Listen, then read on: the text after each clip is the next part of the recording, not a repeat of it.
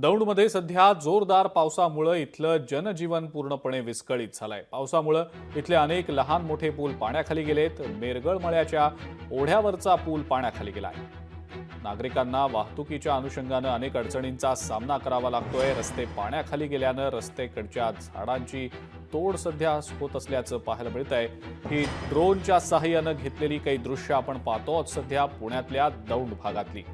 अनेक भागांमध्ये मोठ्या प्रमाणावर पाऊस झालेला आहे दौंडच्या आणि पाणी साचून राहिलेलं आहे। रस्त्यांवर पाणी साचून राहिलेलं आहे। वाहतुकीच्या अनुषंगाने मोठी अडचण दौंडकरांची सध्या होतीये। पावसाचा जोर गेले काही दिवस सातत्याने पाहायला मिळतोय। मेरगळ मळ्याच्या ओढ्यावरच्या पुलावरनं पाणी गेल्यामुळे अनेक पूल पाण्याखाली गेल्याचं पाहायला मिळतंय आणि त्यामुळे इथलं सगळं जनजीवन सध्या विस्कळीत झालेलं आहे।